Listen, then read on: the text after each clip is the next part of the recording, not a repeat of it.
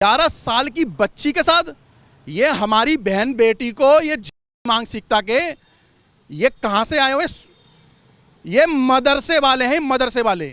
इनके ऊपर, इन बच्चियों पे, इन बाप के ऊपर पूरा प्रेशर बनाया जा रहा है, पूरी धमकियां आ रही है इनके ऊपर जान से मारने की। जो आदमी 11 साल की बच्ची के साथ रेप करे, ऐसी मानसिकता वालों को इस इंडिया में जीने का कोई भी हक नहीं है। जो शुक्रवार को नमाज पढ़ने जाते हैं और अपने हाथों में पत्थर ले लेकर के निकलते हैं, आओ इस हिंदू बच्ची के लिए रोड पे अगर उतरो, अगर तुम्हारा ईमान अच्छा है, तुम ईमान के पक्के हो, अपने अल्लाह खुदा के पक्के हो, तो इस हिंदू सनातनी लड़की के लिए रोड पे उतरो तुम लोग और इस लड़की के इंसाफ के लिए प्रोटेस्ट करो, तब तो मानेंगे। तुम जो गंगा जमुना तहजीब की जो बात करते हो, झूठा एजेंडा चलाते हो, गंगा हमारी जमुना हमारी, और तुम एजेंडा क्या चलाते हो? गंगा जमुना तहजीब। ये तहजीब तुम्हारी, तुम अपनी तहजीब ना अपने घुसेड़ दो अपने। जो आदमी 11 साल की बच्ची के साथ रेप करे, उसको तो सजा के अलावा भी गाड़ना चाहिए।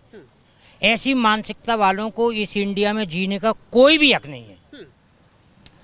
पब्लिक को या तो चौराहे पर के मार देना चाहिए, या उस पर दही छिड़क के कुत्ता छुड़वा देने चाहिए, या सांप उसके गले में कटवा देने चाहिए। ऐसे आदमी को जीने का हक नहीं है। अगर प्रशासन ऐसे आदमी को सजा भी नहीं दे सकता, तो प्रशासन नाम की चीज़ इंडिया में है ही नहीं। ऐसे कुत्ते आदमी को जीने का कोई हक नहीं है इस दुनिया में।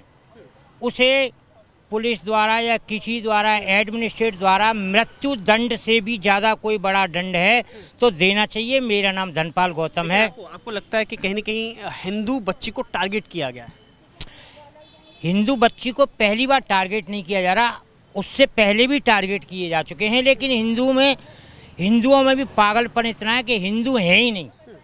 वो हिंदू हिंदू चिल्लाते हैं, लेकिन हिंदुत्व उनके अंदर में कहीं नहीं है। क्या जिस हिसाब से यूपी में कोई भी घटना होती है तो आरोपी के घर बुलडोजर चलाया जाता है, क्या ऐसे ही आरोपी के घर बुलडोजर चलना चाहिए? बिल्डोजर तो बाद में चल रही है, पहले टेररिस्ट को मारनी चाहिए या फांसी की सजा सबके सामने देनी चाहिए, चौराहे पे। लेकिन योगी के राज में तो सब ठीक है ना? देखो, राजनीति में तो सब कुछ ठीक है। राजनीति के लिए कोई भी गलत चीज़ नहीं है। वो इनको भी आंसू पोंछेंगे और इनके भी आंसू पोंछेंगे। इनसे कह देंगे जी आप 5 लाख रुपए मुआवजा दे देंगे, फलाना दे देंगे, घर दे देंगे, आपके एक आदमी को नौकरी दे देंगे, और टेररिस्ट को कह देंगे कि तूने बड़ा बुरा काम किया है, थोड़े दिन बाद यही छोड़ा लेंगे। राजनीति है। हाँ, अरे इसको किसने छुड़ाया? इसको राम रहीम को किसने छोड़ा? राम रहीम को, उसने भी तो बच्ची के साथ रेप किया था। इसको छुड़ाने वाले यही लोग हैं ना। ऐसी कौन सी ताकत है प्रशासन की जो उसे छुड़ा सकती है? क्योंकि मैं बोल रहा हूँ ना, मुझे टेररिस्ट कहेंगे, ये कहेंगे ये देशद्रोही है, पब्लिक को भड़का रहा है। इनके कहने से पब्लिक भड़कती नहीं है। राम रहीम जैसे को बाहर निकाल दें, उनसे बड़ा टेररिस्ट कौन हो सकता है? हिंदू नाबालिग बच्ची को अपना शिकार बनाना, एक 35 साल का साजिद जिसकी बीवी है, 2-2, 3-3 बच्चे हैं, कि घिनौनी हरकत करके रेप करता है। सबसे पहले मैं हरियाणा के मनोहर लाल खट्टर जी को बोलना चाहूँगा कि इस पे ना आप ऐसी कार्रवाई करिए कि दोबारा कोई घटना हमारे फरीदाबाद में इस तरीके की ना हो कि हिंदू बहन बेटी को टारगेट करे कोई जिहादी मानसिकता का आदमी। और ये तो बूढ़ा एक 12-13 साल की, में 11 साल की बच्ची है, 11 साल की बच्ची के साथ ये हमारी बहन बेटी को ये जिहादी मानसिकता के ये कहाँ से आए हुए? ये मदरसे वाले हैं, मदरसे वाले। मैं आप लोगों को बोलना चाहता हूँ, हिंदुओं, या क्या आप इंतजार करते हो कि आज ये इस बेटी के साथ हुआ है, आज आप चुप बैठोगे, अपने घरों में बैठोगे, अपनी ड्यूटियां चले जाओगे, अपने ऑफिसों में चले जाओगे, फिर आप इंतजार करोगे?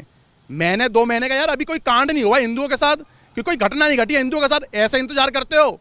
ये जो बच्ची का जो हुआ है ना, कल को ये हमारी बच्चियों के साथ हो सकता है, तुम्हारी बच्चियों के साथ हो सकता है, और ये होगा। इसके एग्जाम्पल ना आप अरब कंट्रियों में देखो, सीरिया में देखो, कुवैत में देखो, ईरान में देखो, इराक में देखो, क्या हुआ है। जो अलग धर्म वाले हैं, मुस्लिम धर्म से जो अलग है, मैं इसमें ना उनके साथ बुराई हुआ जो मुस्लिम धर्म से अलग है। मैं इसमें ये बोलना चाहता हूँ उन मस्जिद में शुक्रवार की नमाज पढ़ने वालों को, जो शुक्रवार को नमाज पढ़ने जाते हैं और अपने हाथों में पत्थर ले लेकर के निकलते हैं, आओ इस हिंदू बच्ची के लिए रोड पे अगर उतरो, अगर तुम्हारा ईमान अच्छा है, तुम ईमान के पक्के हो, अपने अल्लाह खुदा के पक्के हो, तो इस हिंदू सनातनी लड़की के लिए रोड पे उतरो तुम लोग और इस लड़की के इंसाफ के लिए प्रोटेस्ट करो, तब तो मानेंगे। तुम जो गंगा जमुना तहजीब की जो बात करते हो, झूठा एजेंडा चलाते हो, गंगा हमारी, जमुना हमारी, और तुम एजेंडा का चलाते हो गंगा जमुना तहजीब। ये तहजीब तुम्हारी, तुम अपनी तहजीब ना अपने घुसेड़ दो अपने पिछड़े में। हम हिंदू सनातनियों को नहीं चाहिए।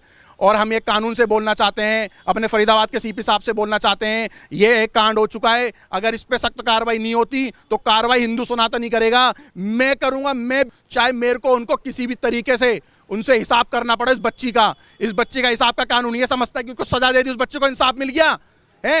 ये सोच, उसके बाप को भी बंद करो, उसके भाइयों को भी बंद करो, इसके पूरे परिवारों को बंद करो।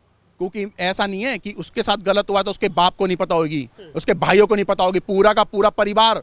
और ये मेवाती आतंकवादी, मेवात का ही है आतंकवादी, भाग गया वहां पर। इन बच्चियों को धक्का लाद मार करके भाग गया। जब ये बच्ची, जब हमने उसके लिए गए तो उसके माँ बाप को, हिंदू सनातन बहन बेटियां हैं हमारी, ये आप ऐसे टारगेटेड करोगे। हमें आज से ये सोच लेना चाहिए भाई साहब, कोई गंगा जमुना तहजीब पे मत रहो। ये हमारे अपने सगे नहीं है, ये तालिबानी सोच वाले हैं। लेकिन हिंदू सनातनियों के लिए क्या हो रहा है? कृष्ण पाल जी, आपको उस बच्ची के घर पहुंचना चाहिए था।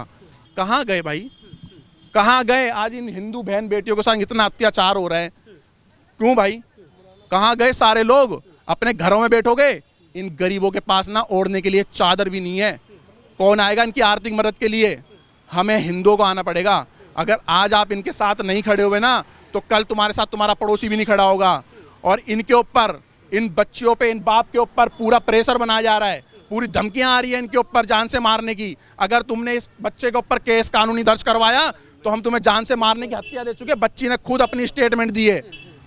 कैसे, कहाँ गए हिंदू सनातनियों? फरीदाबाद के भैया कहाँ चले गए?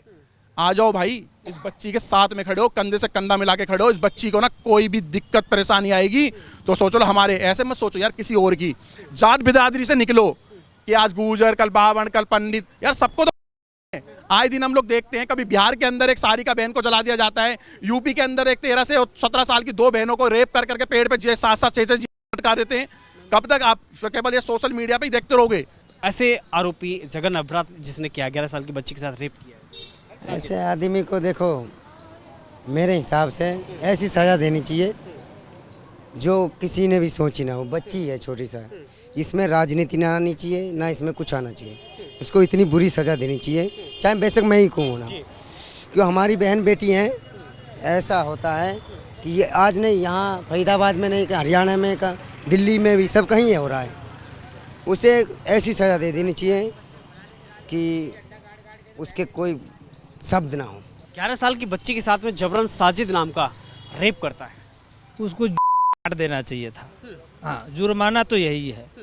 जिस हथियार से उसने अपहार किया उसी को निपटा देना चाहिए उसको। हमारे हिसाब से तो यही फैसला होना चाहिए, यही इलाज है। लेकिन लगा पुंसक बना देना चाहिए। जी सर, ये बस यही कहूँगा। लेकिन एक और बात है कि एक 11 साल की हिंदू बच्ची को ही टारगेट क्यों किया जा रहा है? अब इस बात को तो हम नहीं कह सकते। जहाँ पर जो इसके अपने 3-3 बच्चे हों, खोपड़ी के इंसान बसे हैं, वहाँ तो हिंदू और मुस्लिम में कोई अंतर नहीं बुझाता। अपनी अपनी सब की है ना, ये सब उसकी सज़ा तो मिलनी चाहिए।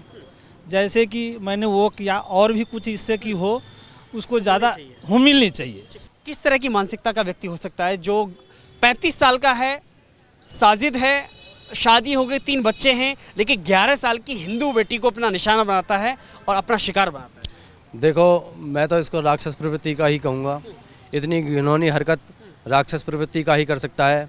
ऐसे सुअर को फांसी पे लटकाना चाहिए, बुरी बुरी यातना दे करके उसको भी एहसास कराना चाहिए कि किसी बहन बेटी की इज्जत क्या होती है।